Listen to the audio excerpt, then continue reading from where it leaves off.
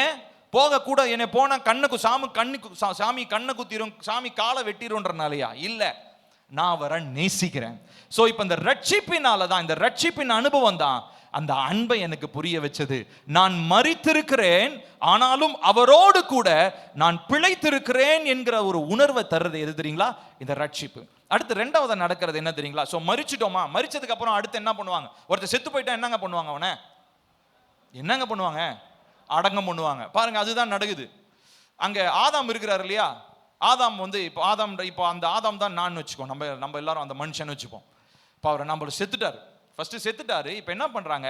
இயேசுவை தூக்கிட்டு போய் அந்த கல்லறையில வச்சு அடக்கம் பண்ண மாதிரி இப்போ நம்மளும் என்ன பண்றாங்க? பாஸ்டர் என்ன பண்றாரு? என்ன இந்த டைம்ல மண்ணுல அடக்கம் பண்ணாம எதுல அடக்கம் பண்றாங்க? தண்ணிக்குள்ள முக்கி எடுக்கிறாங்க.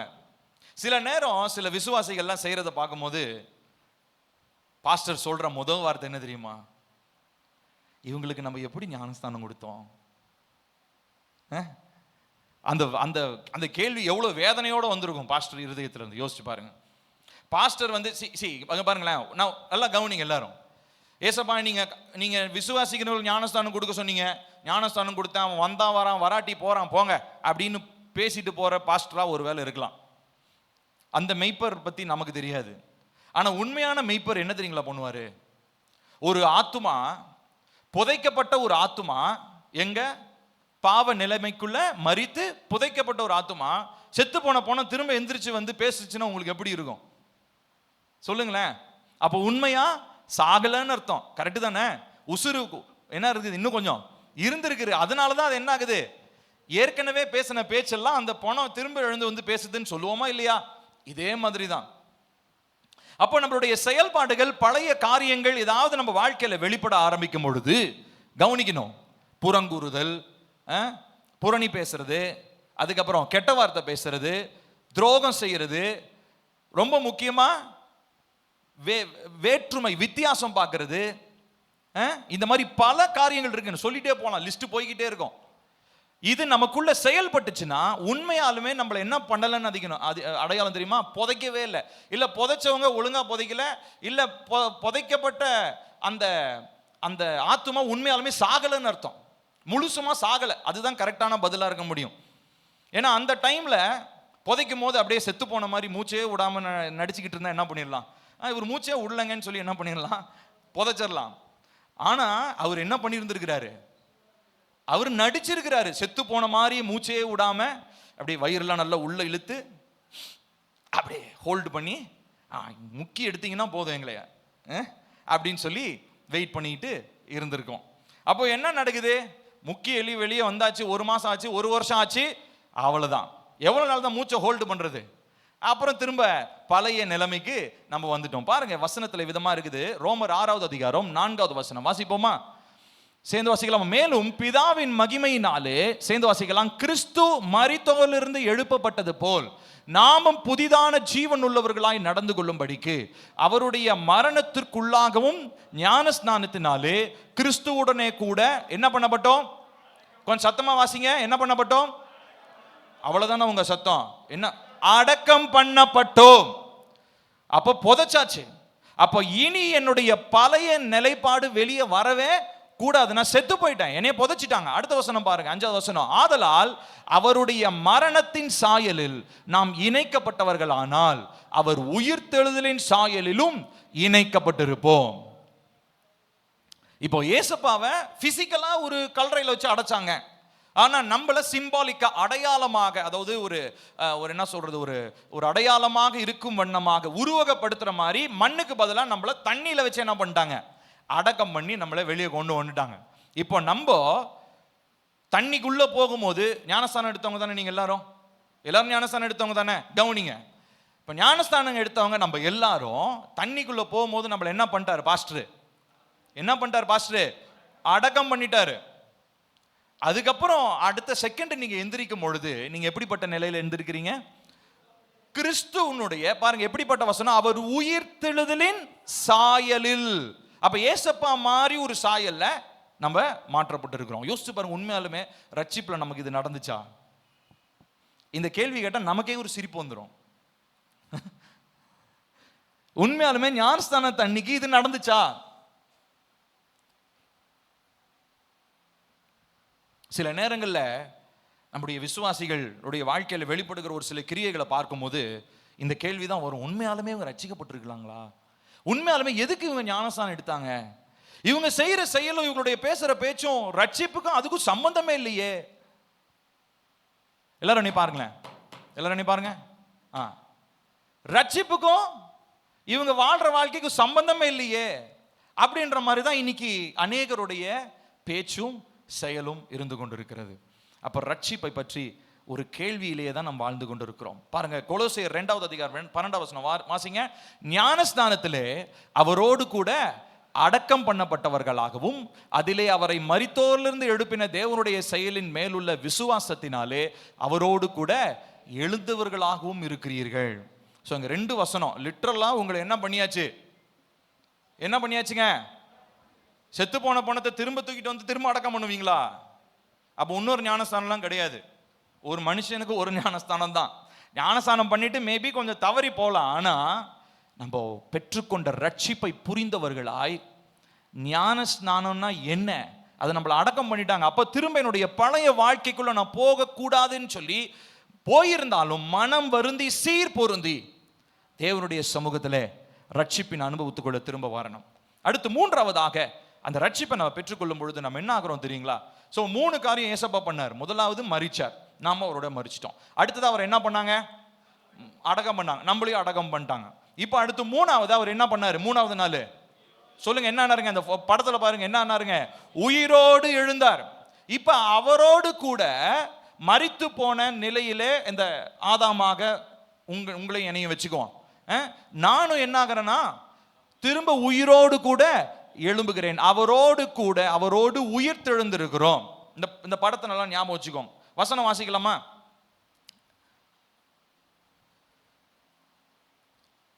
எபேசியர் 2வது அதிகாரம் 7வது வசனம். கிறிஸ்து இயேசுவுக்குள் நம்மை அவரோடு கூட என்ன பண்ணிருக்காரு? சத்தமா என்ன வார்த்தை போட்டிருக்குங்க? எழுப்பி. அப்ப இந்த வேலையை செஞ்சவர் யாரு? இயேசு கிறிஸ்து உயிரோட எழ வச்சவர் யாரு? பரிசுத்த ஆவியானவர். இப்ப நம்மளுடைய இருதயத்திற்குள்ளேயும் அந்த மறுபிறப்பை உண்டாக்குகிற அனுபவத்தை ஏற்படுத்துறவர் யாருங்க? அதே பரிசுத்த ஆவியானவர் தான். சோ ஜீசஸுக்கு என்ன ப்ராசஸ் நடந்துச்சோ அதே ப்ராசஸ் தான் நமக்கும் நடந்துச்சு. ஹல்லேலூயா. அவருக்கு பிசிக்கலா நடந்துச்சு, நமக்கு ஸ்பிரிச்சுவலா ஆவிக்குரிய நிலையில இந்த விஷயங்கள் நடந்தது. ஆனா ஏசப்பா மாத்திரம் கரெக்டா பெர்ஃபெக்டான ஒரு வாழ்க்கையை வாழ்ந்துட்டு தான் இருக்கிறாரு. ஆனா நம்ம மாத்திரம் அந்த விஷயத்த ஏதோ ஒரு விஷயம் அங்க ஒழுங்கா நடக்கல. ஒண்ணு செத்து போனது ஒழுங்கா சாவல, இல்ல புதைச்சது ஒழுங்கா புதைக்கல, இல்ல உயிரோடு எழுந்தது ஒழுங்கா நடக்கல. இப்ப இது 3 இல்லாததுனால தான் நம்மளுடைய ரட்சிப்பு என்ன ஆயிடுச்சு? ஆமா, ரொம்ப ஒரு அவல நிலையில இன்னைக்கு இந்த செய்தியினுடைய தலைப்பு மாதிரி முழுமை அடையாத ஒரு கட்டுமானமா அப்படியே இருக்குது. நான் சொன்னேன் இல்லைங்களா, இந்த செய்தி ஆரம்பிக்கும் போது நான் சொன்னேன், வட இந்தியாவுக்கு நான் போகும்போது எல்லா கட்டடங்களும் அப்படிதான் இருந்துச்சு. சகோதரர்கள் எங்களோட கூட ஊழியக்காரர்கள் வந்திருந்தாங்க போன வருஷத்துல. எல்லாரும் கேட்டுட்டு இருந்தோம், இல்லை எல்லா கட்டடமும் அப்படிதான் இருக்குது, 1-2 கட்டடம் தான் நல்லா பெயிண்ட் அடிச்சிருக்கும், ஏன் அங்க இருக்கிறவங்களுக்குலாம் காசா இல்லை அப்படின்னு எங்களுக்குலாம் ஒரு சந்தேகம். அஃப்கோர்ஸ் அங்கே மேஸ்திரி ஆட்கள்லாம் கிடைக்க மாட்டாங்க, வேலை செய்கிறதுலாம் ஆட்கள்லாம் கிடைக்க மாட்டாங்க. ஆனால் அதுக்கப்புறம் ஒரு சகோதரர் ஒருத்தர் அங்கேருந்து சொன்னார், என்னன்னா அங்கே நல்ல முழுமையடைஞ்ச கட்டுமானம் ஆயிடுச்சுன்னு வச்சுக்கோங்களேன், கவர்மெண்ட் டாக்ஸ் அதிகம் போட்டுருவாங்களாம். அடா பாவிகளா,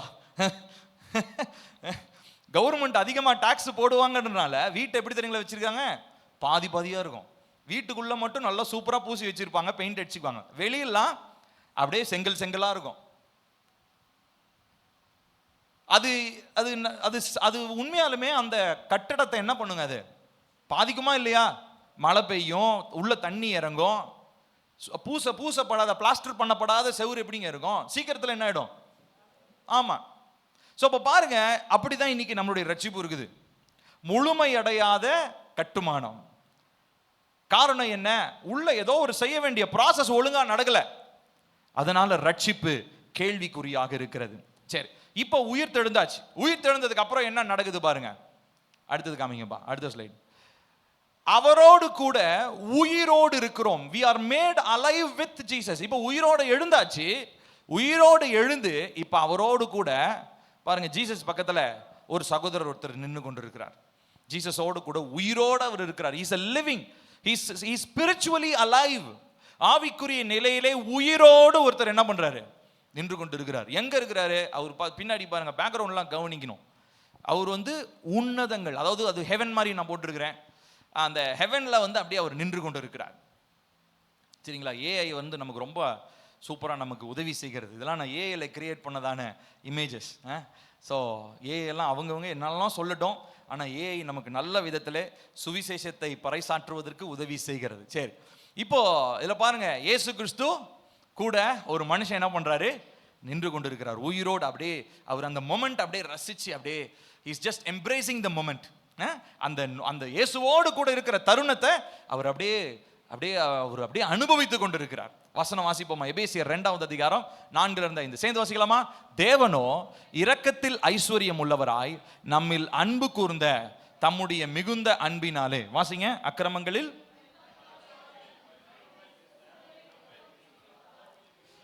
கிருபையினாலே ரட்சிக்கப்பட்டு. திரும்ப வாசிப்போமா? தேவனோ இரக்கத்தில் ஐஸ்வர்யம் உள்ளவராய்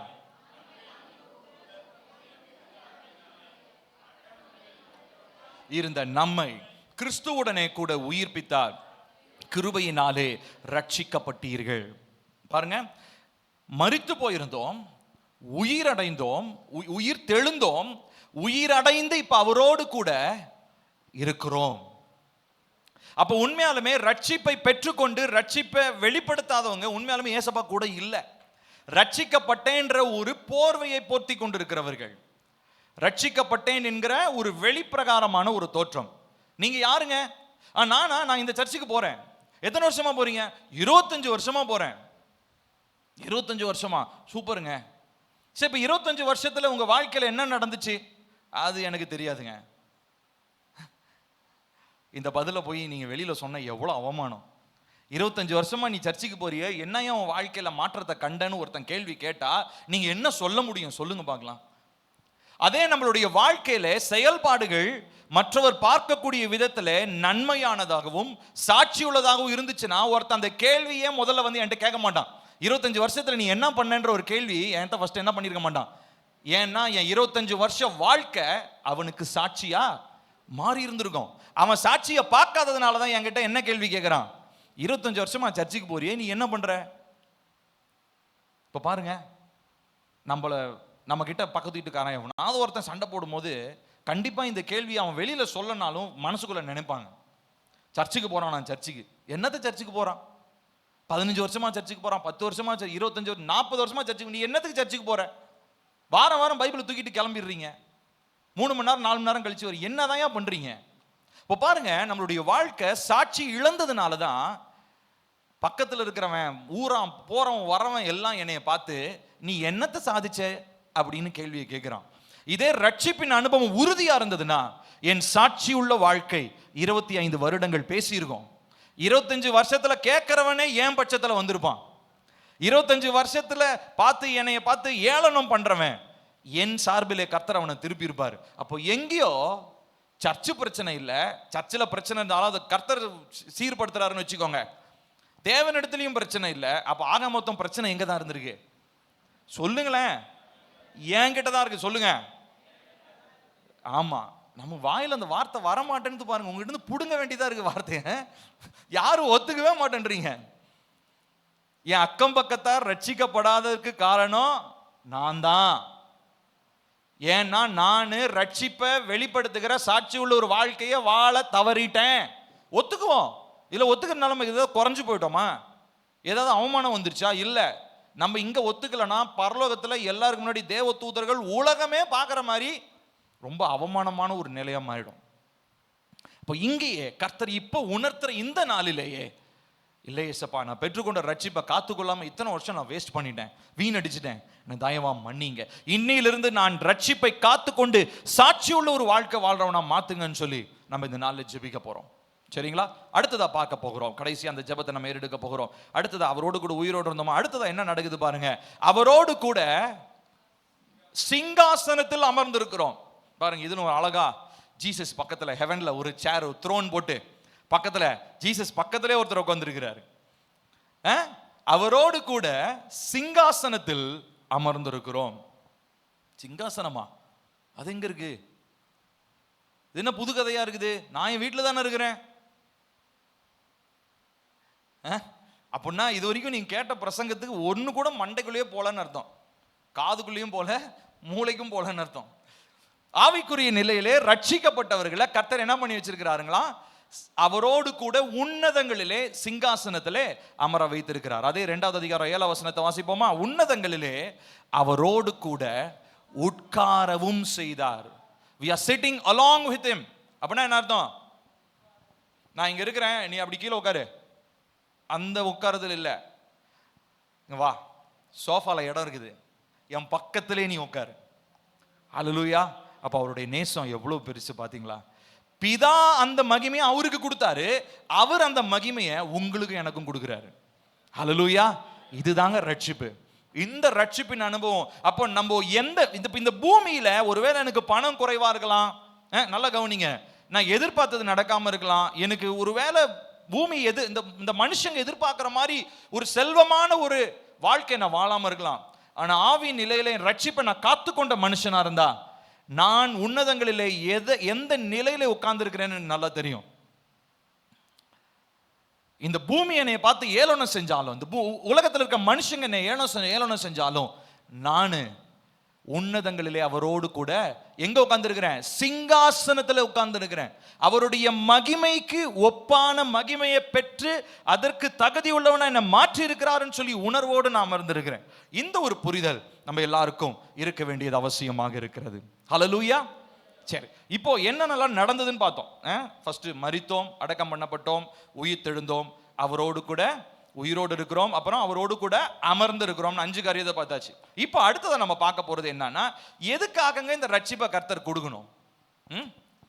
மெனக்கட்டு அவர் தன்னுடைய குமாரனை அனுப்பி கஷ்டப்பட்டு, பாவம் அவரு உலகத்தினுடைய ஒட்டுமொத்த பாவத்தையும் சுமந்து தீர்க்கும்படியாக வந்த ஆட்டுக்குட்டி அவ்வளவு வேதனை ஏன் படணும்? எதற்காக இந்த ரட்சிப்பு?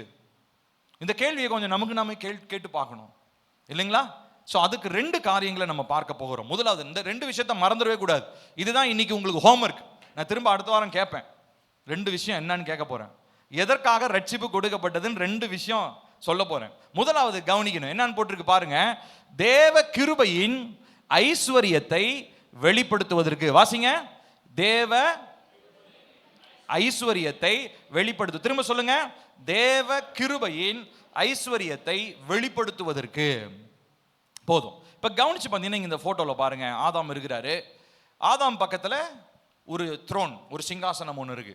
இந்த பக்கம் பார்த்தீங்கன்னா ஒரு ட்ரெஷர் பாக்ஸ் இருக்குது, பொக்கிஷ பெட்டி, பொக்கிஷங்கள், அதாவது வெளியேற பெற்ற தங்கம், முத்துக்கள், இந்த மாதிரி இருக்கிறதான ஒரு ட்ரெஷர் பாக்ஸ் ஒன்று இருக்குது. சரி, இப்போ இந்த ஐஸ்வர்யம் அப்படின்றத வெளிப்படுத்துறதுக்காக தான் இந்த பிக்சரை போட்ட. ஐஸ்வர்யம்னா கிருபையின் ஐஸ்வர்யத்துக்கு நான் எங்க போய் பிக்சரை தேடுறது? இப்போ கவனிங்க. இப்போ இந்த படத்துல நீங்க கவனிச்சு பாத்தீங்கன்னா, இந்த ஆதாம் இருக்காரு இல்லையா, இவரு கொஞ்சம் கூட சிங்காசனத்துல உட்காரத்துக்கு என்ன கிடையாது? இவருக்கு என்ன கிடையாதுங்க? கொஞ்சம் சத்தமா சொல்லுங்க. என்ன கிடையாது? தகுதியே இல்லைங்க. தகுதி இல்லாத ஒருத்தனை கூட்டிட்டு வந்து என்ன பண்றாருங்களா, அவனுக்கு தேவ கிருபையின் ஐஸ்வர்யம், அதாவது அவன் மேல கிருபையை அளவில்லாமல் கொடுத்து, அளவில்லாத கிருபைங்க. அதாவது பாத்தீங்கன்னா, ஏசப்பாவை ஏற்றுக்கொண்டதுக்கு அப்புறம் நம்ம ஒரு பாவம் செஞ்சிருந்தா அன்னைக்கே போட்டு தள்ளியிருப்பார் ஆண்டவர். ஏன்னா பரிசுத்த பாதையை நம்ம தெரிந்தெடுத்துட்டோம். பரிசுத்தம் இல்லாத ஒண்ணு வந்துருந்துச்சுன்னா அன்னைக்கே என்ன இருந்திருக்கும்? கிருபை இல்லைன்னா அடிக்கப்பட்டிருப்போம். ஆனா நம்ம ஞானஸ்தானம் எடுத்த நாளிலிருந்து, இருந்து ரட்சிப்பை பெற்ற நாளிலிருந்து இந்த நாள் வரைக்கும் நம்ம எதனால தெரியுமா வாழ்ந்துட்டு இருக்கிறோம்? அவருடைய, சொல்லுங்க, அவருடைய கிருபை. அந்த கிருபை சாதா கிருபை இல்ல, அவருடைய கிருபையின் ஐஸ்வர்யம். சொல்லுங்க, கிருபையின் ஐஸ்வர்யம். அப்படின்னா என்ன அர்த்தம்னா, எக்கச்சக்கமான கிருபை. அந்த கிருபைக்கு அளவே இல்லைங்க. அதை நீங்க ஒரு ஒரு ஒரு பண ரீதியா நீங்க அதை என்ன பண்ண முடியும்னா கால்குலேட் பண்ண முடியாது. இவ்வளவு ரூபாய்க்கு விலை போகுங்க அப்படின்லாம் நீங்க சொல்ல முடியாது. அப்படிப்பட்டதான விலையேற பெற்ற கிருபையை கர்த்தர் கொடுத்திருக்கிறார். இப்ப யோசிச்சு பாருங்க. அதாவது நான் சில நேரங்கள் நான் யோசிச்சது உண்டு. எல்லாரும் நீ பாருங்களேன், எல்லாரும் நீ பாருங்க. சில நேரங்கள் நான் யோசிச்சது உண்டு. இந்த உலகத்துல வாழ்ற மனுஷனுக்கும் நமக்கும். இன்னும் சொல்ல போனா இந்த உலகத்துல அக்கிரமத்தினால செத்து போறாங்க இல்லையா? அக்கிரமம் செஞ்சு நமக்கு நல்லாவே தெரியும், பாவம் அநியாயம் செஞ்சே செத்து போவானுங்க ஒரு சிலர்லாம். அப்படி மரிக்கிறவனுக்கும் எனக்கும் என்ன வித்தியாசம் இருக்குது? யோசிச்சு பாருங்களேன். ஒருத்தன் பாவம் செஞ்சுட்டே இருக்கிறாங்க. எங்க நான் சொல்றது கொஞ்சம் இமேஜின் பண்ணுங்க, கற்பனை பண்ணுங்க. ஒருத்தன் பாவம் செஞ்சுக்கிட்டே இருக்கிறான், அக்கிரமத்துக்கு மேல அக்கிரமம் செஞ்சுட்டே இருக்கான்னு வச்சுப்போம். அவன் திடீர்னு மடிச்சிடறான். அவன் மடிச்ச உடனே ஊர்ல இருக்கிறவங்க எல்லாருக்குமே தெரியும் அவன் பண்ண அக்கிரமத்தினாலதான் அவன் செத்து போனான்னு தெரியும். ஆனா அதே அக்கிரமத்தை நம்ம எத்தனையோ தடவை செஞ்சிருக்கோம், கரெக்டா? ஆனா நம்ம அவனுடைய பணத்தை பார்த்து என்ன பேச்சு பேசிக்கிட்டு இருக்கிறோம்? போய் சேர்ந்துட்டான், அயோக்கியத்தனம் பண்ணவன் போய் சேர்ந்துட்டான். ஒருவேளை ஒரு கொலைகாரன்னு வச்சுப்போம், ஒரு எக்ஸாம்பிள் சொல்றேன். ஒரு 4 கொலை பண்ணவன் திடீர்னு ஆக்சிடென்ட்ல செத்து போயிட்டான்னு வச்சுப்போம். எல்லாரும் என்ன சொல்லுவாங்க? கொலை பண்ணால போய் சேர்ந்துட்டான். ஆனா கர்த்தருடைய வார்த்தை சொல்லுது, ஒரு மனுஷனை நீங்க கோவத்தோட பார்த்தாலே, கோவத்தோட பகைத்து கொண்டாலே என்னவா? நீ கொலை பண்ணவன் அர்த்தம். அப்ப ஏசப்பா அவனுடைய பார்வையில அவன் 4 கொலையை பண்ணியிருக்கிறான், நான் 40 கொலையை பண்ணியிருக்கேன்.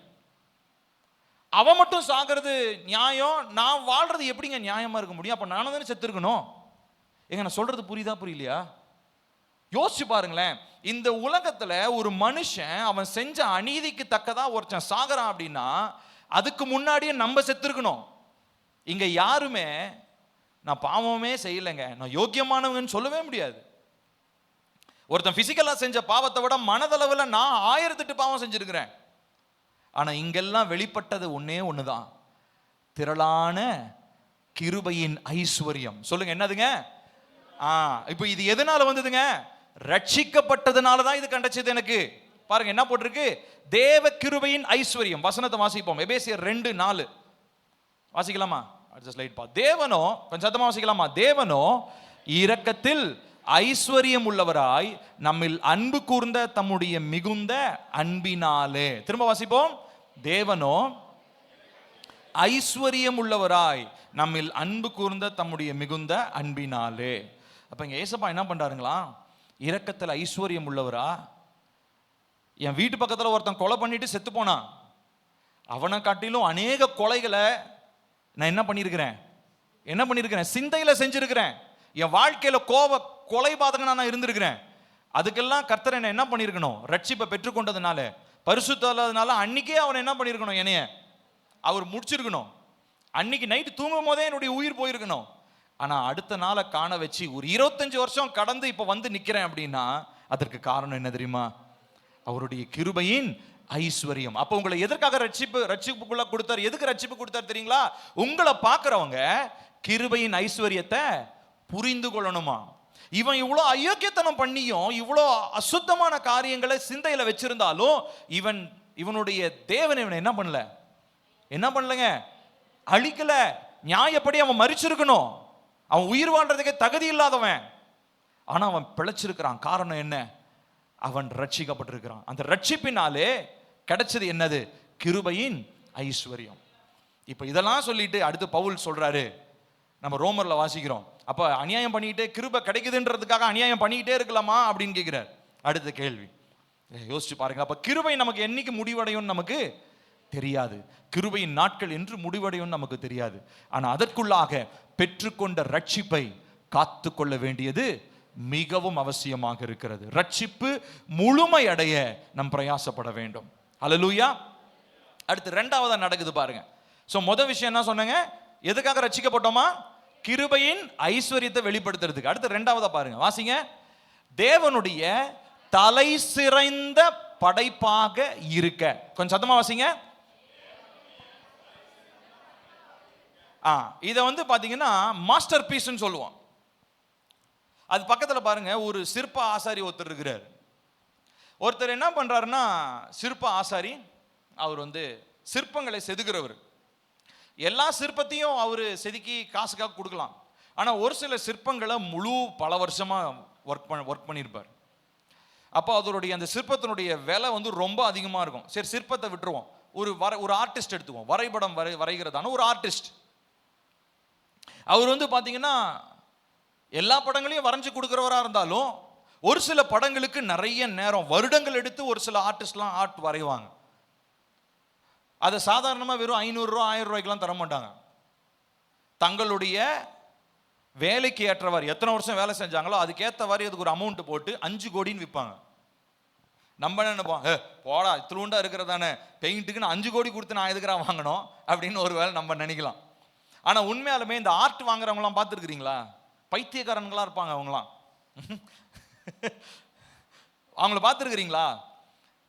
அதாவது ஒரு ஷேப்பே இல்லாத ஒரு வரைபடத்தை 5 லட்சம் கொடுத்து வாங்குவாங்க. போய் அவங்க ஹாலில் அப்படி நடு ஹாலில் அப்படி மாட்டி வைப்பாங்க. அதில் ஒன்றுமே புரியாது. எந்த திசையில் நம்ம திரும்பி பார்த்தாலும் அதில் என்ன தெரியுது? கண்ணு இருக்குதா, மூக்கு இருக்குதா, அது பறவையா, குருவியா, நாயா, என்னன்னே தெரியாது. சும்மா இஷ்டத்துக்கு கலர் கலராக ஒன்று இருக்கும். ஆனால் அதுலேயும் ஒரு சில ஆர்டிஸ்ட்லாம் வந்து பார்த்தீங்கன்னா நுணுக்கமாக வரைகிறவங்க இருப்பாங்க. டீட்டெயிலிங்ஸ் இருக்கும். அதில் ஒரு சில ரகசியங்கள் மறைந்திருக்கும் அந்த பெயிண்டிங்கில். அந்த மாதிரி பெயிண்டிங்லாம் பயங்கரமாக வேலை போகும். அது அவங்க என்ன சொல்லுவாங்கன்னா, this is my masterpiece, இது என்னுடைய நான் வரைஞ்ச வரைபடத்திலேயே தலை சிறந்ததுப்பா அப்படின்னா என்ன அர்த்தம்? ஒரு சிலதெல்லாம் வரைஞ்சி வச்சுட்டு யாருக்குமே கொடுக்க மாட்டான் அந்த ஆர்டிஸ்ட். ஏன்?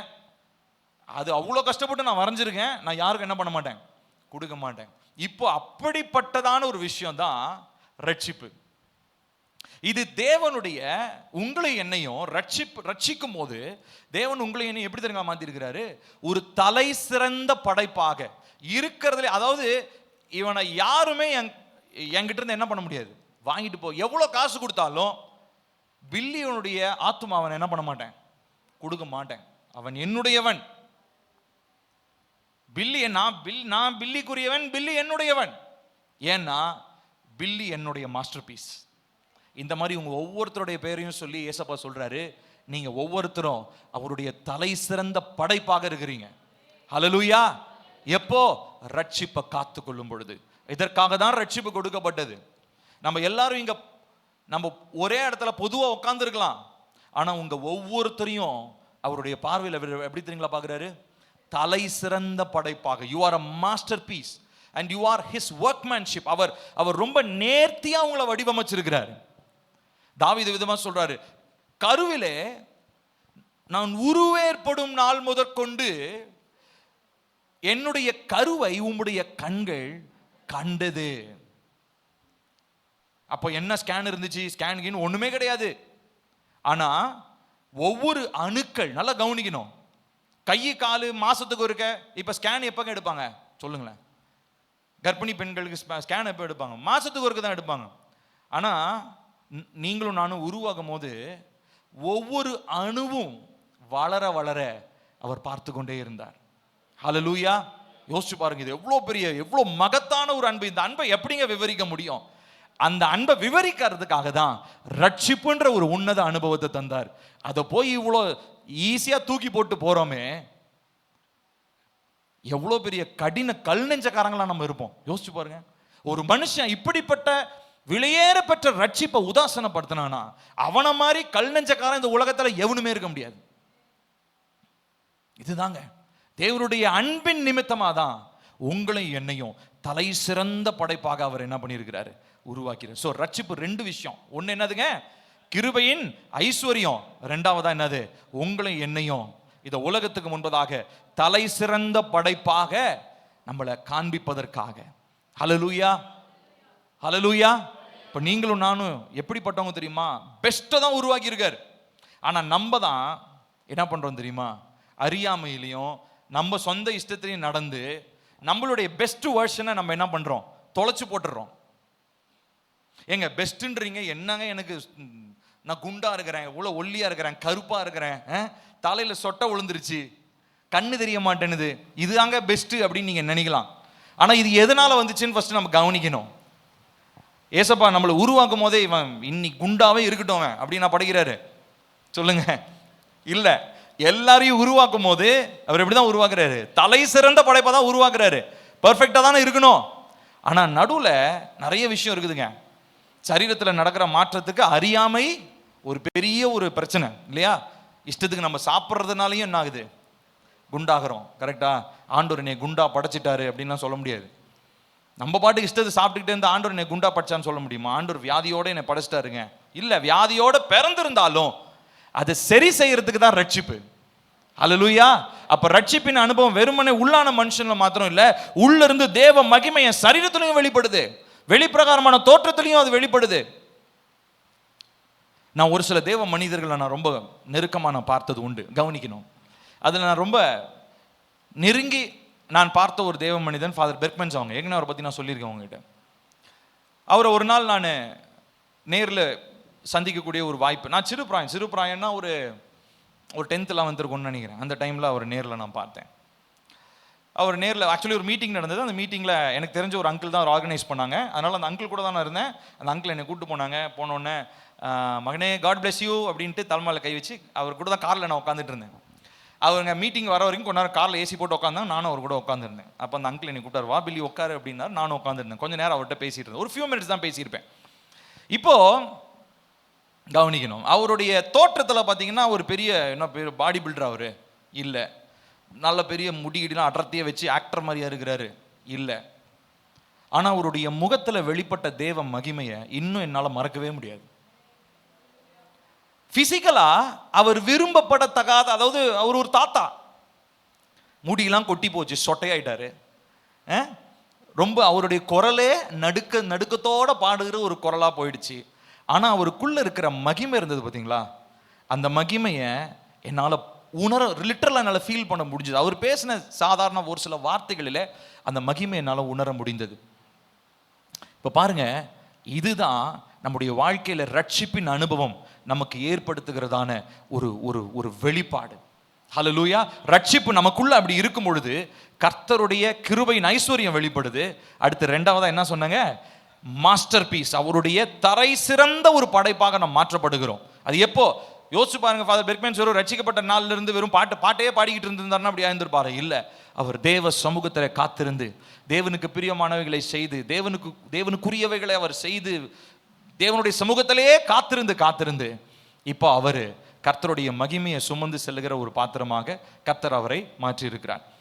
இப்போ நான் நிறைய நேரம் என்னுடைய வாழ்க்கையில நான் சோர்வுற்று போகும்போது, ரட்சிப்பை பற்றி என்னைக்காவது என் வாழ்க்கையில் கேள்விக்குறி வரும்போது எனக்கு ஞாபகம் வர்ற ஒரே ஒரு காட்சி, அன்னைக்கு அந்த 5 நிமிடம் அந்த காரில் உட்கார்ந்து இருந்ததா நான் எப்பயும் நினைச்சு பார்ப்பேன்.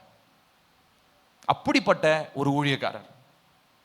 இப்போ நான் அவருடைய பெருமையை நான் பேசலை, ஆனால் அவருக்குள்ள இருந்ததான தேவ மகிமையை நம்ம எல்லாரும் பெற்றுக்கொள்ள நம்ம வாஞ்சிக்கணும். இது எதனால?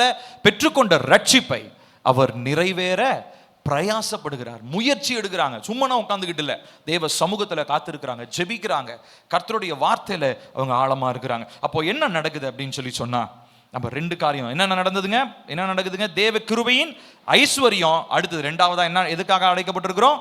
தேவன் தலை சிறந்த படைப்பு. இப்போ அடுத்தது இதுதான் கிளைமேக்ஸ், ட்விஸ்ட்னு சொன்னேன் இல்லைங்களா? இப்போ முக்கியமானது என்ன அப்படின்னா, அடுத்த கேள்வி நான் சொல்லி முடிக்க விரும்புகிறேன். அடுத்த கேள்வி காமிங்கப்பா.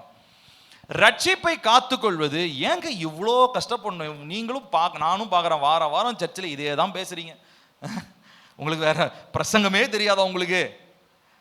மனம் திரும்புங்க, இருதயத்தை மாத்துங்க, அப்புறம் கடினத்தை உடைங்க, ஏதாவது ஒன்று சொல்லிக்கிட்டே இருக்கிறீங்களே, ஏங்க இவ்வளோ சிரமப்படணும்? ஏன் இவ்வளோ கஷ்டப்படணும்? ரட்சிப்பு நிறைவேறதுக்கு ஏன் இவ்வளோ சிரமப்பட வேண்டியதாக இருக்குது? ஜாலியாக இப்போ மற்றவங்களாம் கோயிலுக்கு போயிட்டு வராங்களே, அந்த மாதிரி நம்மளாம் ஏன் கோயிலுக்கு போயிட்டு வர முடியுமா? மாட்டேன். யோசிச்சு பாருங்க, அவங்களாம் கோயிலுக்கு போயிட்டு அப்படியே சோகத்தோடு அப்படி மனம் வருந்தி வராங்களா? சொல்லுங்களேன். கோயில் போயிட்டு நேராக சினிமா தேட்டர் போயிடுவாங்க.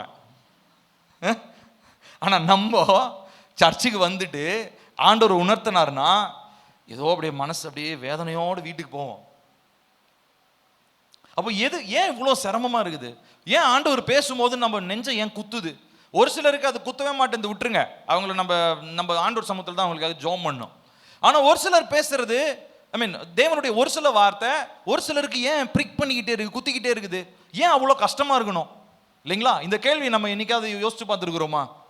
ஏன்னா ரட்சிப்பை காத்துக்கொள்வது கடினம் தான், பெற்றுக்கொள்வது எளிமையானது. பெற்றுக்கொள்றதுக்கு ஏதாவது காசு கொடுத்தீங்களா? இல்லை. இப்போ காத்துக்கொள்றதுக்கு நீங்கள் காசு கொடுக்க தேவையில்லை. இப்போ நிறைய பேர் என்ன தெரியும், எங்க காசு பணம் கேட்டால் கூட கொடுத்துட்றேங்க. ரட்சிப்பை காத்துக்கொள்றதுக்கு காசு பணம் கேட்டால் கூட நான் கொடுத்துட்றேன். ரொம்ப கஷ்டமா இருக்குதுங்க. நீங்கள் சொல்றதெல்லாம் பார்க்கும்போது எந்த பக்கம் திரும்பினாலும் அந்த ஆவி இந்த ஆவின்றீங்க, ஜபத்திலே இருக்கணுன்றீங்க, ஆவியானவரோட ஐக்கியத்திலே இருக்கணுன்றீங்க, ரொம்ப ரொம்ப சிரமமா இருக்குதுங்கன்றீங்க. ஆமாவா இல்லையா? நீங்கள் சொல்லனாலும் உங்களுடைய மைண்ட் வாய்ஸ் அதுதான், சத்தமாக எனக்கு கேட்குதுங்க. உங்களுடைய எல்லாருடைய யோசனையும் அதுதான். பாஸ்டர் சொல்ற போதனையெல்லாம் வர வர ரொம்ப கஷ்டமா இருக்குது. இப்போ இதெல்லாம் செஞ்சாதான் நான் பரலோகத்துக்கே போக முடியுமா? ஏன் மற்றவங்களாம் பரலோகத்துக்கே போனதே இல்லையா? ஏன் ரட்சிப்பு இவ்வளோ கஷ்டமா இருக்குது அப்படின்ற ஒரு கேள்வி இருந்துச்சுன்னா, 4 முக்கியமான காரியங்களை, ரட்சிப்பை காத்து கொள்றதுக்கு 4 முக்கியமான காரியங்கள் எதிரிகளாக இருக்கிறத நம்ம பார்க்க போறோம். முதலாவது பாருங்க, உள்ள இருக்கும் எதிரி. அந்த பிக்சர் அப்படியே ஃப்ரீஸ் பண்ணுங்க, அப்படியே இருக்கட்டும். இப்போ பாருங்க, இங்க ஒரு இருதயம் இருக்கிறது. இந்த இருதயத்தை சுத்தி என்ன நடக்குதுன்னா, ஒரு நல்ல ஒரு பேய் மாதிரி ஒரு கை நகமெல்லாம் வச்சு என்ன பண்ணுதுன்னா, அப்படியே அந்த இருதயத்தை போட்டு கசக்குது, அப்படியே பிடிச்சி நெருக்குது. நார்மலா துடிக்க வேண்டிய இருதயம், ஆனா இப்ப என்ன நடக்குதுன்னா, உள்ள இருந்து அப்படியே அந்த 2 கைகள் அந்த இருதயத்தை பிடிச்சி என்ன பண்ணுதுங்க, கசக்குது. பாருங்க, ரோமர் 8வது அதிகாரம் 7ல இருந்து 8 வசனங்கள். எல்லாரும் சத்தமா வாசிக்கலாமா? எப்படி என்றால்,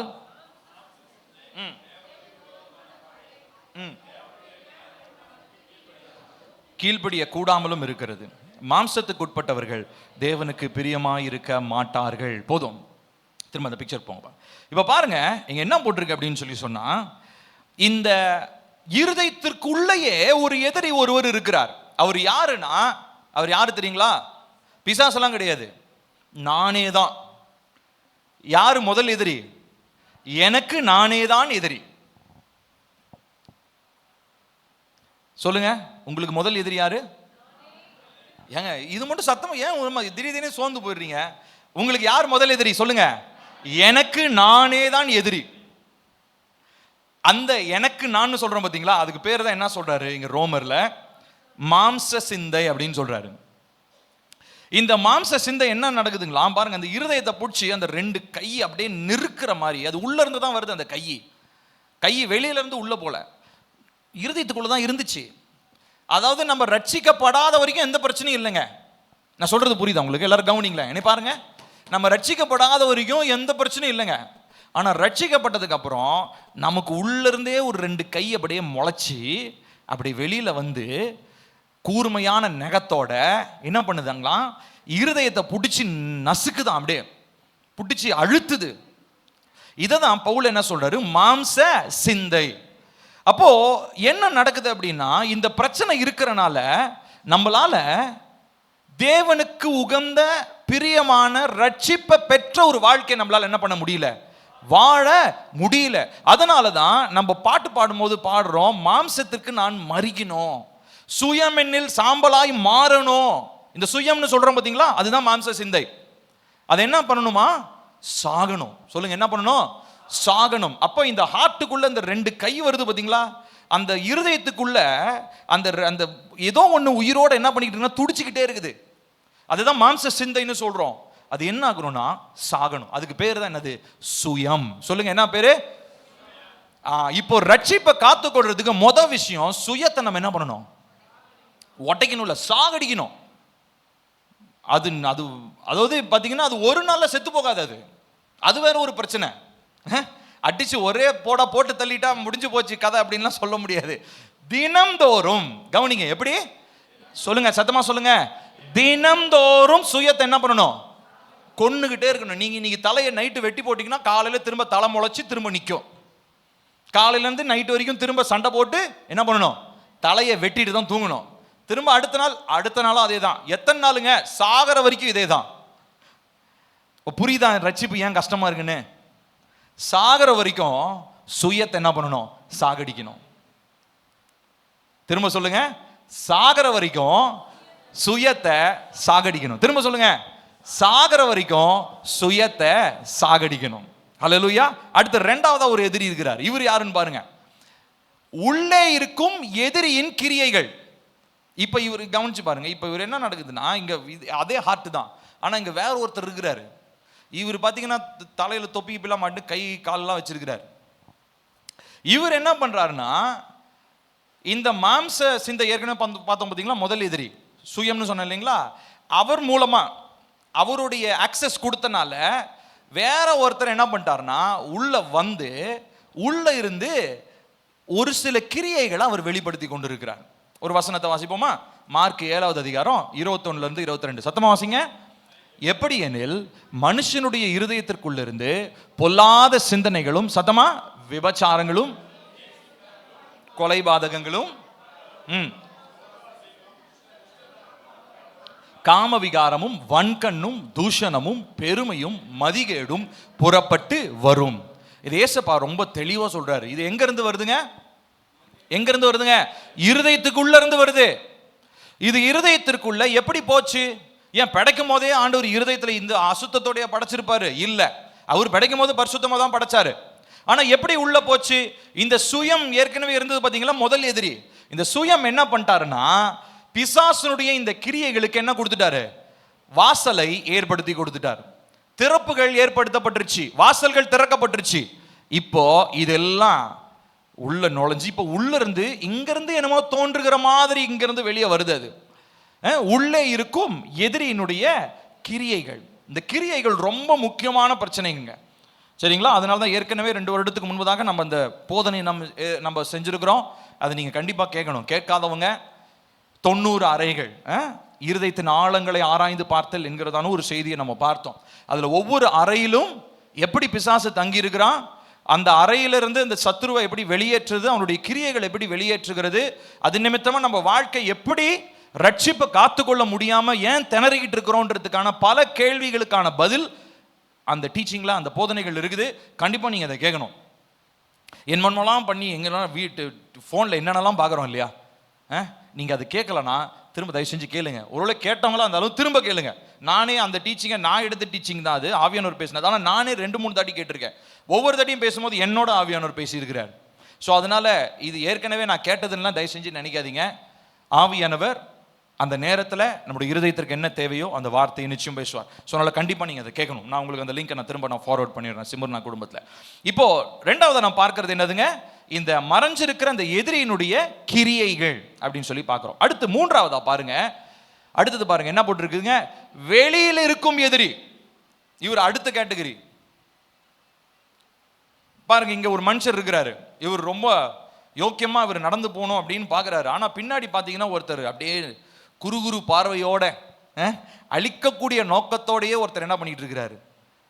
ஆமா, அப்படியே அவர் பார்த்து கொண்டு இருக்கிறார். இவர் எப்படியாவது அழிச்சு போட்டுறணும். ஏற்கனவே உள்ளேயே 2 பிரச்சனை, சுயம் ஒண்ணு, அடுத்ததா மாம்சத்தின் கிரியைகள் ஒண்ணு.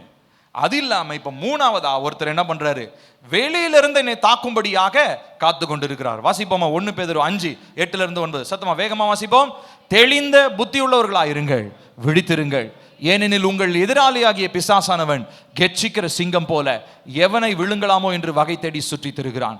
விசுவாசத்தில் உறுதியாயிருந்து அவனுக்கு எதிர்த்து நில்லுங்கள். உலகத்தில் உள்ள உங்கள் சகோதரரிடத்திலே அப்படிப்பட்ட பாடுகள் நிறைவேறி வருகிறது என்று அறிந்திருக்கிறீர்களே. போதும், இந்த வசனத்தை அப்படியே ஃப்ரீஸ் பண்ணுங்க. இப்போ இந்த கடைசி லைனை நம்ம வாசிக்கலாம். கடைசி 3 லைனை வாசிக்கலாம். உலகத்தில் உள்ள உங்கள் சகோதரரிடத்திலே அப்படிப்பட்ட பாடுகள் நிறைவேறி வருகிறது என்று அறிந்திருக்கிறீர்களே. அப்படின்னா என்ன அர்த்தம்? பேதுரு என்ன சொல்றாருன்னா, ஏப்பா ரட்சிப்பை காத்துக்கொள்றதுல நீ மட்டும் கஷ்டப்படல, உன்னைய மாதிரி ஏசப்பாவுடைய நாமத்தை அறிஞ்சவங்க, இயேசுவின் ரத்தத்தினால மீட்கப்பட்டவங்க எல்லாருமே என்ன பண்ணிட்டு தான் இருக்கிறாங்க? சொல்லுங்களேன். ரட்சிப்பை காத்துக்கொள்றதுக்கு பாடுபட்டுக்கிட்டு தான் இருக்கிறாங்க. யாருமே ரட்சிப்பு அப்படியே ஜாலியா யாருக்கும் வரல. ரட்சிப்பை காத்துக்கொள்றது யாருக்குமே எளிமையானது அல்ல. இந்த உலகத்துல இயேசுவின் ரத்தத்தினால மீட்கப்பட்ட எல்லாருமே ரட்சிப்பை காத்துக்கொள்ள கண்டிப்பா என்ன பண்ணணும்? பாடுகள் பட வேண்டியது அவசியம். இதெல்லாம் நீங்க இந்த பிரசங்கத்தெல்லாம் முதல்லயே சொல்லியிருந்தீங்கன்னா நான் சர்ச்சுக்கே வந்திருக்க மாட்டேன். நீங்க தண்ணிக்குள்ள என்னை முக்கிய எடுத்துருங்க, ஐயோ சாமி என்னை விடுங்க, நான் ஒரு பக்கமா பார்த்து போறேன், என் பொழப்பை பார்த்து நான் போயிருக்கிறேன்னு நீங்க சொல்லியிருப்பீங்களா இல்லையா? இதெல்லாம் இப்ப சொல்றீங்களே, ரொம்ப லேட் ஆகி போச்சு. இதுக்கு மேலாம் எடுத்த காலை முன்ன வச்ச காலை பின்னாடிலாம் வைக்க முடியாது. இப்போ பாருங்க பிரியமானவர்களே, இப்போ நடக்கிறது என்ன அப்படின்னா, அதுக்கு முன்னாடி பேதுரு சொல்றாரு, இல்லப்பா அந்த வசனத்துல முன்னாடி அதே வசனப்பா ஃப்ரீஸ் பண்ணுங்க. பிசாசானவன் என்ன பண்றான்னா கெர்ச்சிக்கிற சிங்கம் போல. அதுதான் அந்த பிக்சர்ல பாத்தீங்க இல்லைங்களா? என்ன பண்றான் அப்படின்னா, அப்படியே வெளியில இருந்து அப்படியே பார்த்துக்கிட்டே இருக்கிறான். அது வெளியில இருந்து அப்படியே பார்த்துக்கிட்டே இருக்கிறான். எப்படா இவனை முடிச்சு தள்ளலாம்? அவன் வழி வாசல்களை பார்த்துட்டு, எல்லாரும் பாருங்க, நான் முடிக்க போறேன், ஒரு 5 மினிட்ஸ் தான், கவனிங்க. எப்படா இவனை முடிச்சு தள்ளலாம்? ரட்சிப்பை விட்டு இவனை என்ன பண்ணிடணும்? ரட்சிப்பை விட்டு விலக செய்யணும். அதுதான் அவனுடைய நோக்கம். நம்மளும் என்ன பண்றோம் தெரியுமா? அறியாமையிலே அவனுக்கு ஒரு சில வாசல்கள் என்ன பண்றோம்? உண்டாக்குறோம். வெளியில அவன் சும்மா பார்த்துக்கிட்டு இருக்கிறான். வாசலை திறந்து கொடுத்தா என்னங்க பண்ணுவான்? சொல்லுங்களேன், சொல்லுங்களேன். உங்க வீட்டுக்கு வெளியில ஒரு தெரு நாய் இருக்குதுங்க. எங்க வீட்டுக்கு வெளியில, நம்ம சர்ச்சுக்கு வெளியில பார்த்தீங்கன்னா ஒரு கருப்பு நாய் ஒன்று படுத்து கிடக்கும். பார்த்துருக்கிறீங்களா? ஒரு நாள் தெரியாம ஒரு பிஸ்கெட் போட்டேன் நான். இப்போ அது என்ன தெரியுங்களா பண்ணும்? காலையில் நான் வெளியில் ஜிம்முக்கு போயிட்டு வருவேன். கரெக்டாக வாசப்படியில் படுத்துருக்கோம். இப்போ நம்ம நாயும் இங்கே இருக்கிற நாயும் பழகிடுச்சு. அதை போய் கடிக்கிறதுலாம் இல்லை, நான் மிரட்டி வச்சிருக்கேன், ஏய் கடிக்காத அப்படின்னு சொல்லி. இப்போ என்ன ஆகுன்னா, நான் கரெக்டாக கேட்டை திறந்து உள்ளே வந்து பின்னாடி திரும்பி பார்க்கறதுக்குள்ள உள்ளே வந்து உட்காந்துரும். அதுக்கப்புறம் ஒரு பிஸ்கெட் எடுத்து கொடுத்தாதான் அது வெளியே போகும். இப்போ கவனிங்க, இதுக்கு யாராவது உள்ள வான்னு கூப்பிட்டாங்களா? எதுக்காவது ஏதாவது ஒரு அனுமதி கொடுத்தாங்களா? எதுவுமே இல்லைங்க. அது என்ன பண்ணுது? திறந்திருக்கிறத பார்த்த உடனே என்ன ஆயிடுச்சு? உள்ள பூந்துருச்சு. இதை விட இது நாய்னாச்சும் வெறும் சாப்பாட்டுக்கு தான் வருது. ஆனா இப்போ இந்த வெளியில இருக்கிற எதிரி எதுக்கு தெரியுமா வரான்? உங்களுடைய ஆத்துமாவை கொள்ள அடிக்கணும்னு வரான். உங்களோட ஆத்துமா அவனுக்கு ஃபுல் விருந்து, ஃபுல் ஃபீஸ்ட். உங்களுடைய சோல் தான் அவனுக்கு ஃபீஸ்ட். விருந்து பண்ணணும்னு நினைக்கிறான். அவனுக்கு நம்ம வாசலை திறந்து கொடுத்தோம்னா நம்ம கதை அதோ கதி தான், முடிஞ்சு போச்சு, கதை முடிஞ்சிருச்சுன்னு அர்த்தம். ஆனா நம்ம என்ன பண்றோம் தெரியுமா? தெரியாம அறியாமலேயே வாசல்களை திறந்து கொடுக்குறோம். என்னென்ன வாசல்கள்? ஒரு சிலதெல்லாம் தெரிஞ்சு திறக்கிறோம், ஒரு சில தெரியாம திறந்து கொடுக்குறோம். என்ன தெரியுமா? ஒருத்தங்கிட்ட சண்டை போடும் போது, ஒருத்தங்கிட்ட கோச்சிக்கும் போது. நல்லா கவனிக்கணும் எல்லாரும், என்னைய பாருங்க, கண்களை திறங்களா, எல்லாம் கண்களை திறந்து எல்லாரும் பாருங்க. ஒருத்தங்கிட்ட கோச்சிக்கும் போது, ஒருத்தங்கிட்ட மன கசப்பு உண்டாகும் போது, ஒருத்தங்க கிட்ட பேசாம ஆத்திரத்தோட இருக்கும் போது நம்ம என்ன தெரியுமா பண்றோம்? வெளியில சுத்திக்கிட்டு இருக்கிறதான பட்சிக்கிற சிங்கத்தை என்ன பண்றீங்க? கதவை திறந்து, ராசா உள்ள வாப்பா, உனக்காக தான் கதவை திறந்து வச்சிருக்கிறேன், வழிமேல் வெளி வைத்து காத்து கொண்டே இருக்கிறேன், என்னை வந்து நீ எப்போ பட்சிக்க போறேன்னு சொல்லி ரெடியா உட்கார்ந்து இருக்கிறேன், வாப்பா அப்படின்னு கூப்பிடுற மாதிரி இருக்கும். பாருங்களேன், நம்மள அறியாமலேயே கெர்ச்சிக்கிற சிங்கம் போல சுற்றி ஏன் சுத்திக்கிட்டே இருக்கிறோம்? உங்களுடைய எல்லைகள் பாதுகாப்பா இருந்துச்சுன்னா, உங்களுடைய உடைப்புகள் சரி செய்யப்பட்டு இயேசுவின் ரத்தத்தினால வேலி அடைக்கப்பட்ட ரட்சிப்பின் வாழ்க்கையை அனுபவிச்சோன்னு சொல்லி சொன்னா, வெளியே சுத்திக்கிட்டே இருக்க வேண்டியதான். அவன் சலிக்காம சுத்துவான், அதை விட்டுட்டு போவோம். ஆனா உள்ள நம்ம எப்படி இருப்போம்? எப்படி இருப்போங்க? அவருடைய பாதுகாப்புக்குள்ள இருந்தா உள்ள எப்படி இருப்போம்? எல்லாரும் சேஃபா இருப்போம், ரட்சிப்பு பாதுகாப்பானதா இருக்கும்.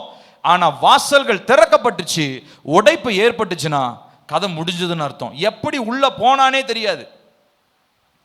நான் சொல்றது உங்களுக்கு புரியுதுங்களா? அப்ப மூன்றாவதா நாம் சந்திக்கிற எதிரி யாருங்க? வெளியில் இருக்கிறதான எதிரி. நான்காவதா ஒன்று இருக்குது, வாசிப்போம், கடைசியா வாசிச்சு முடிக்க போகிறோம். என்னதுங்க? எதிரிடையான சூழ்நிலை, a hostile environment. எதிரிடையான சூழ்நிலைகள். இந்த போட்டோல பாருங்க, ஒருத்தர் நல்ல கோட் சூட்லாம் போட்டிருக்கிறாரு, ஆனா அவர் இருக்க வேண்டிய இடத்துலயா இருக்கிறாரு. பின்னாடி சூழ்நிலை எப்படி இருக்குதுங்க? எங்க பாருங்க, அந்த போட்டோல என்ன போட்டிருக்குங்க? கரடு முரடா இருக்குது. இவர் கோட் சூட்லாம் மாட்டிக்கிட்டு ஆஃபீஸுக்கு நடந்து போகலாம், ஒரு ரோட்ல நடந்து போகலாம், இல்லை ஒரு நல்ல ஒரு அழகான கட்டடத்தில் உட்காரலாம். ஆனால் இவர் எங்க இருக்கிறாருன்னு பார்த்தீங்கன்னா வனாந்தரம் மாதிரி இருக்குது. இங்க வந்து ஓனாய் அந்த மாதிரி மிருகங்கள்லாம் சுத்தக்கூடிய இடம். அங்க வந்து முள்ளுலாம் பின்னாடி முளைச்சிருக்குது. அந்த இடத்துல இவரு எப்படி போட்டு, என்ன ட்ரெஸ் போட்டுருக்கிறாரு? கோட் சூட் போட்டு நின்றுட்டு இருக்கிறாரு. இப்ப அவரால் முடியல, ஓன்னு கத்துறாரு போல. இப்ப பாருங்க, இப்ப என்ன நடக்குதுன்னா, இதுதான் நம்முடைய பிரச்சனை. ரட்சிப்பை பெற்றுக்கொண்டோம், ஆனா தகாத இடத்துல போய் நம்ம நின்னோம்னா அந்த சூழல் ரட்சிப்புக்கு எதிரிடையான சூழலாக மாற்றப்படுகிறது. நான் சொல்றது புரியுதுங்களா? ரட்சிப்பின் வஸ்திரத்தை அவர் தரிச்சுக்கிட்டாரு, ஆனா அவர் நிக்க வேண்டிய இடம் அந்த இடம் இல்ல. அப்ப நிறைய நேரம் நம்முடைய ரட்சிப்புக்கு எதிராக இருக்கிறது என்ன தெரியுமா? சொல்லுங்களேன். தவறான இடத்திற்கு, தவறான சூழ்நிலைகளுக்குள்ளாக நாம் போய் சிக்கிக் கொள்றது. ஒரு சில நேரங்களில் வந்து பார்த்தீங்கன்னா சின்ன சின்ன விஷயமா தான் ஆரம்பிக்குங்க. ஆனால் பார்த்தீங்கன்னா ஒரு திரும்பி பார்க்கறதுக்குள்ள நம்முடைய வெறும் கை கால்லாம் இல்லை, தலை முழுசும் முழுகி காணாத நிலைமைக்குள்ள நம்ம போயிருப்போம். இங்கே தானே ஓரம் தானே, கரை ஓரம் தானே, காலை எட்டி பார்த்துட்டு நான் வந்துடுறேன், முட்டி வரைக்கும் கொஞ்சம் நினச்சிக்கிறேன், இடுப்பு வரைக்கும் கொஞ்சம் நினச்சிக்கிறேன், கழுத்து வரைக்கும் கொஞ்சம் நினச்சிக்கிறேன், கண்ட்ரோல் எனக்கு இருக்குதுன்னு நினச்சிட்டு போகிறவங்கெல்லாம் கடைசியா தலையே தெரியாம பிணமாக கரைக்கு வந்து சேருவார்கள். காரணம் என்ன தெரியுங்களா? தேவையில்லாத சூழ்நிலையில ரட்சிக்கப்பட்டவன் போய் தன்னை சிக்கிக்கொள்ள வைப்பதினாலே. வசனத்தை வாசிப்போமா? யோவான் 15:19 சேர்ந்து வாசிக்கலாம். நீங்கள் எல்லாரும் எழுந்திரிச்சு நிக்கலாமா? எந்திரிச்சு நின்று இந்த வசனத்தை வாசிக்க போறோம், முடிக்க போறோம். இப்ப நம்ம ஜெபம் பண்ண போறோம் ஆண்டவர் இடத்துல. சரியா? எல்லாரும் எழுந்திரிச்சு நில்லுங்க. எல்லாரும் சத்தமா வாசிக்கலாமா? நீங்கள் உலகத்தாராய் இருந்தால் உலகம் தன்னுடையதை சிநேகித்திருக்கும். நீங்கள் உலகத்தாராய் இராதபடியினாலும் நான் உங்களை உலகத்திலிருந்து தெரிந்து கொண்டபடியினாலும் உலகம் உங்களை பகைக்கிறது. திரும்ப அந்த கடைசி லைன் என்ன போட்டிருக்குதுங்க? உலகம் உங்களை பகைக்கிறது. அப்ப இந்த உலகத்துல இருக்கிறதான எல்லா சூழ்நிலையுமே நமக்கு சாதகமா இருக்கும்னு சொல்லவே முடியாது. தேவனால் ஏற்படுத்தப்பட்ட சூழ்நிலைகளை டிசைன் பண்ணிட்டோம்னா நம்ம அதுல போய் என்ன பண்ணலாம்? இருக்கலாம். கர்த்தர் ரட்சிப்பை காத்துக்கொள்ற சூழ்நிலைகளை நமக்கு ஏற்படுத்தி தருவார். தேவன் அனுமதிக்காத ஒரு சில இடங்களுக்கு சூழ்நிலைகளுக்கு போனோம்னா கண்டிப்பா நம்முடைய ரட்சிப்பை நம்ம என்ன பண்ண வேண்டியிருக்கும்? இழக்க வேண்டிய ஒரு நிலை ஏற்படும். ஸோ இப்போ 4 எதிரிகளை பார்த்தோம். ரட்சிப்பை காத்துக்கொள்றது ஏன் இவ்வளோ கஷ்டம்? முதலாவது உள்ள இருக்கிற சுயம். அடுத்து 2வதா அந்த சுயத்தின் நிமித்தமாய் வெளிப்படுகிற மாம்சத்தின் கிரியைகள். அடுத்து 3வதா வெளியே சுற்றி கொண்டிருக்கிறதான எதிரி. 4வதா ரட்சிப்பை காத்துக்கொள்ள முடியாதபடி எதிரடையான சூழ்நிலைகள். இந்த 4 காரியங்கள் நம்முடைய வாழ்க்கையில நம்முடைய ரட்சிப்பை அப்படி அசைச்சு பார்த்துரும். ரட்சிப்பை விட்டு சில நேரத்தில் விலக செய்துரும். நம்ம சபையில ரட்சிக்கப்பட்டு ரட்சிப்பை இழந்து தேவனுக்கு பிரியமற்ற பாதையில போன நிறைய பேர் நம்ம இருந்திருக்கிறாங்க. அப்படிப்பட்டவங்கள நம்ம இருக்கக்கூடாது. அப்படிப்பட்டவங்கள நம்ம கண்டிப்பா இருக்கவே கூடாது. பிரியமானவங்களே, நான் ரொம்ப பாரத்தோட உங்ககிட்ட இந்த 3 செய்தி பகுதிகளையும் நான் உங்களோட பேசும்போது எனக்கு மிகுந்த பாரம். நம்முடைய சபையில ஒருவரும் ரட்சிப்பை இழக்கக்கூடாது. ஏனென்று சொன்னால் முதல்ல அந்த வசனத்தை மாத்திரம் வாசிப்போம். முதல்ல வாசிச்ச வசனம், ஃபர்ஸ்ட் ஸ்லைட் போங்கப்பா. அதில் முதல்ல வாசிச்ச வசனம் எபிரேயர் 2:2-4 நம்ம வாசிக்க போறோம். ஃபர்ஸ்ட் ஸ்லைட்பா, ஃபர்ஸ்ட் ஸ்லைட். எபிரேயர் 2வது அதிகாரம் 2-4 வாசிக்கலாமா? ஃபர்ஸ்ட் ஸ்லைட்பா, ஃபர்ஸ்ட் ஸ்லைட் இல்லையா? எபிரேயர் 2:2-4. சரி, பைபிள் எடுத்துக்கலாமா? எல்லாரும் பைபிள் எடுங்க.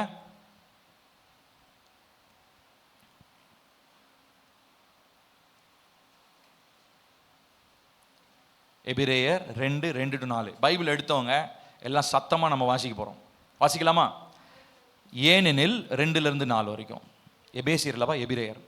ஏனெனில் தேவதூதர் மூலமாய் சொல்லப்பட்ட வசனத்திற்கு விரோதமான எந்த செய்கைக்கும் கீழ்ப்படியாமைக்கும் நீதியான தண்டனை வரத்தக்கதாக அவர்களுடைய வசனம் உறுதிப்படுத்தப்பட்டிருக்க, முதலாவது கர்த்தர் மூலமாய் அறிவிக்கப்பட்டு பின்பு அவரிடத்தில் கேட்டவர்களாலே நமக்கு உறுதியாக்கப்பட்டதும் அடையாளங்களினாலும் அற்புதங்களினாலும் பலவிதமான பலத்த செய்கைகளினாலும் தம்முடைய சித்தத்தின்படி பகிர்ந்து கொடுத்த பரிசுத்த ஆவியின் வரங்களினாலும் தேவன் தாமே சாட்சி கொடுத்ததுமாயிருக்கிற இவ்வளவு பெரிதான ரட்சிப்பை குறித்து நாம் கவலையற்றிருப்போமானால் தண்டனைக்கு எப்படி தப்பித்துக் கொள்வோம்?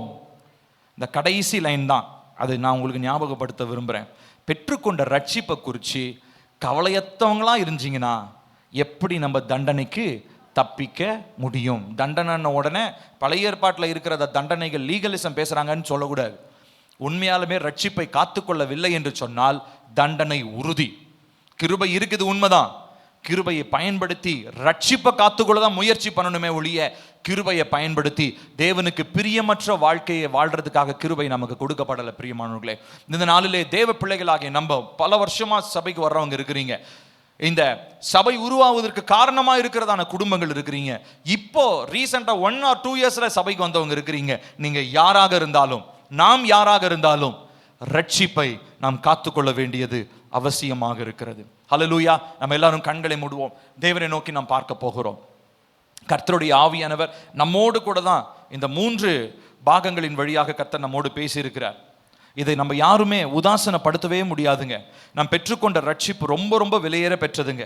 அதற்காக நாம் அந்த ரட்சிப்பு பெற்றுக்கொண்டது இலவசம், ஆனால் அதை நிறைவேற பிரயாசப்படுறது ரொம்ப ரொம்ப அவசியமா இருக்குது. பிரியமானவர்களே, நம்ம எல்லாரும் இந்த நாளில் தேவனை நம்ம நோக்கி பார்க்கணும். நம்ம ஆண்டுகிட்ட ஒத்தாசை கேட்கணும். ஆமாம் ஏசப்பா, பெற்றுக்கொண்ட ரட்சிப்பை நிறைய நேரம் நான் உதாசீனப்படுத்திட்டேன். நிறைய நேரம் அதை நான் ஏனோதானோன்னு அதை நான் மறுதலிச்சிட்டேன். அந்த ரட்சிப்பை நான் ஏனோதானோன்னு நான் கவலையற்றவனா நான் போயிட்டேன். அதனால அப்பா அந்த ரட்சிப்பு அப்பா என்னுடைய வாழ்க்கையில் நான் இழந்து போகிற மாதிரி ஒரு நிலைக்கு நான் தள்ளப்பட்டுட்டேன். ஆனால் இந்த நிலையிலே நான் இருக்க போகிறது இல்லை. எத்தனை பேர் அது ஒப்பு கொடுத்து ஜெபம் பண்றீங்க? தேவ சமூகத்தில் கேளுங்க, கர்த்தாவே, நான் இனிமேலும் என்னுடைய ரட்சிப்பை நான் உதாசீனப்படுத்த போவது இல்லை. என்னுடைய ரட்சிப்பை குறித்து நான் கவலையற்று இருப்பேன் என்று சொன்னால் நிச்சயமாய் தண்டனைக்கு தப்புவது இல்லை என்று உங்க வார்த்தை எனக்கு தெளிவாக எச்சரிக்குது. ஆகையினாலே பெற்றுக்கொண்ட ரட்சிப்பை நான் காத்துக்கொள்ளும்படி அப்பா எனக்கு உதவி செய்யுங்க. அப்பா உங்களுடைய கிருபையின் ஐஸ்வர்யத்தை வெளிப்படுத்தவும் உங்களுடைய தலை சிறைந்த படைப்பாக இருக்கும்படியா தான் என்ன நீங்க தெரிந்து கொண்டீங்க. ஆனா இன்னைக்கு என் வாழ்க்கையை பார்க்கும்போது அப்படி இல்லையே. என்னைய பார்க்கிறவங்க என்ன சாட்சியா பார்க்க முடியலையே. என்னுடைய வாழ்க்கை இன்னும் சாட்சி இழந்து போன ஒரு வாழ்க்கையாக அல்லவா இருக்கிறது. ஆகையினாலே ஏசப்பா என்னை தயவாய் மன்னிங்க. உங்களுடைய ரட்சிப்பை நான் உதாசீனப்படுத்தினதற்காக என்னை தயவாய் மன்னிங்க. இந்த ரட்சிப்பு நிறைவேற நான் இந்த நாளில் பிரயாசப்படணும் ஆண்டவரே. இந்த ரட்சிப்புக்கு எதிராக இருக்கிற 4 முக்கியமான எதிரிகளை இந்த நாளில் எனக்கு கற்றுக் கொடுத்தீங்க. எனக்குள்ள இருக்கிற சுயம் சாக வேண்டும். இந்த சுயத்தின் நிமித்தமாய் எனக்குள்ள இருந்து வெளிப்படுகிற மாம்சத்தின் கிரியைகள் அழிக்கப்பட வேண்டும்.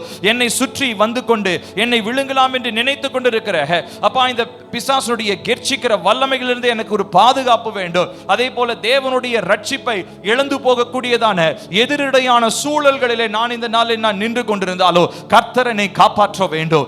இப்பொழுதே அந்த ரட்சிப்பின் நிறைவேறுதல் எங்களுக்குள்ளாக எங்க சபைக்குள்ள உண்டாகட்டோப்பா. கேட்கலாமா? எல்லாரும் வாயை திறந்து கேளுங்க. ஏசப்பா, ரட்சிப்பு நிறைவேற நான் இந்த நாளில் பிரயாசப்படணும்ப்பா. எனக்கு அந்த உதவி செய்யுங்க. எனக்கு கிருபை தாங்க. கேளுங்க கேளுங்க, எல்லாரும் வாயை திறந்து கேளுங்களேன். அமைதலா இருக்க வேண்டாம். ஏசப்பா, ரட்சிப்பை நான் காத்துக்கொள்ள எனக்கு உதவி செய்யுங்கப்பா. கேளுங்க கேளுங்க. இவ்வளவு நாள் நான் ரட்சிப்பை நான் உதாசீனப்படுத்தி இருக்கலாம், ஏனோ தானோன்னு இருந்திருக்கலாம்.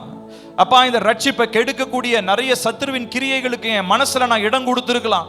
அதனால எனக்குள்ள வந்து அவை தேவனுக்கு விரோதமான பகைமையை உருவாக்கி கொண்டிருக்கலாம். ஆனா இப்பொழுதே கர்த்தருடைய ஆவியானவர் என்னோடு பேசின இந்த வார்த்தைக்காக ஸ்தோத்திரம்.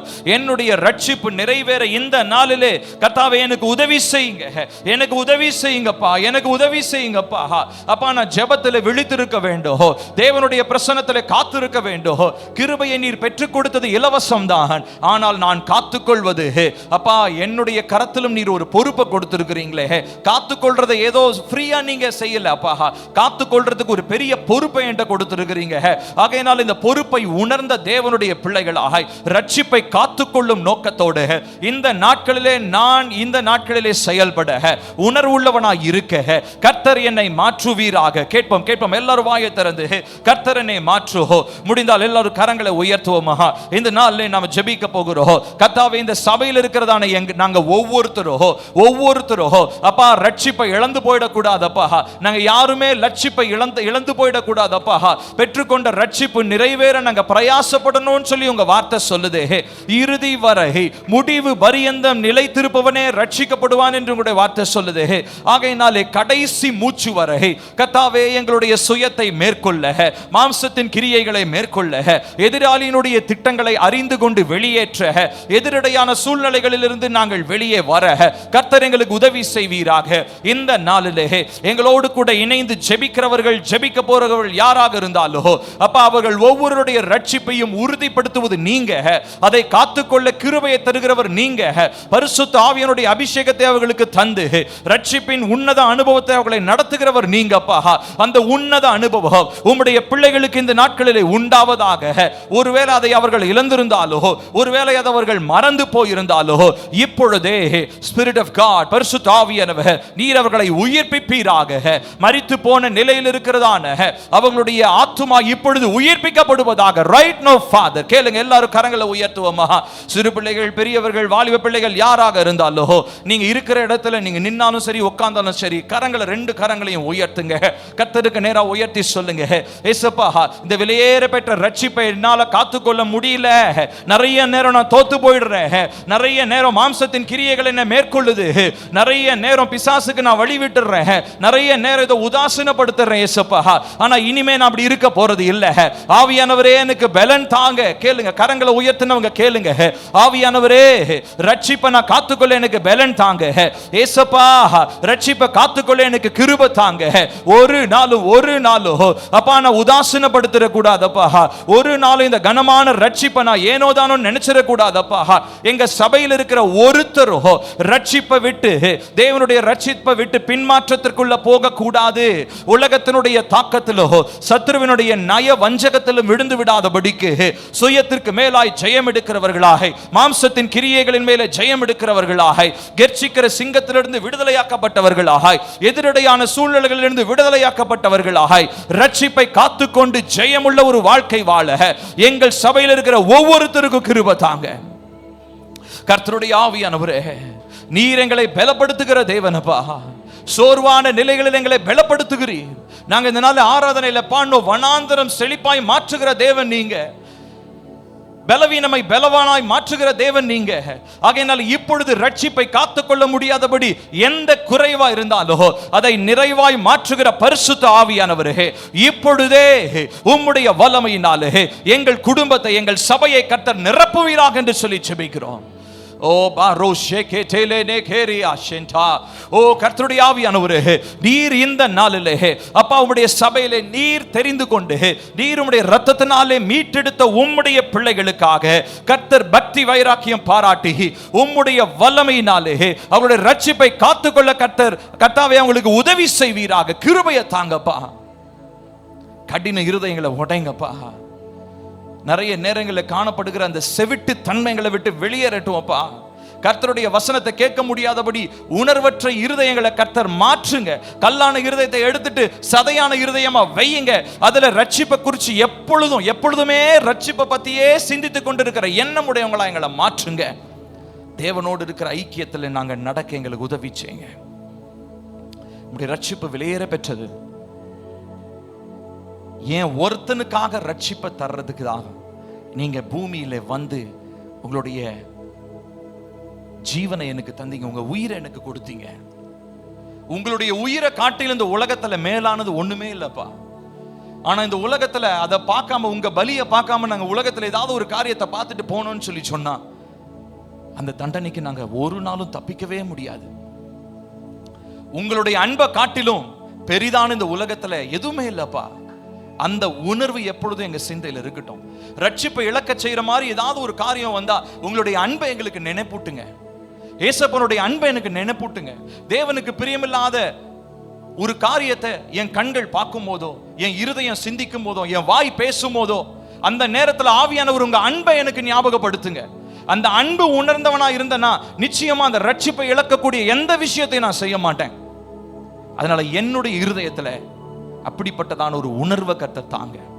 ஒரு நாளும் நான் சாதாரணமா ஏனோ தானோ என்று சும்மா ஏதோ ஒரு கோயிலுக்கு போறோம் வரோம், சர்ச்சுக்கு போறோம் வரோன்றது இல்லாம மிகுந்த ஜாக்கிரதையோட, மிகுந்த கவனத்தோட ரட்சிப்பு நிறைவேற பிரயாசப்பட எங்களுக்கு உதவி செய்யும்.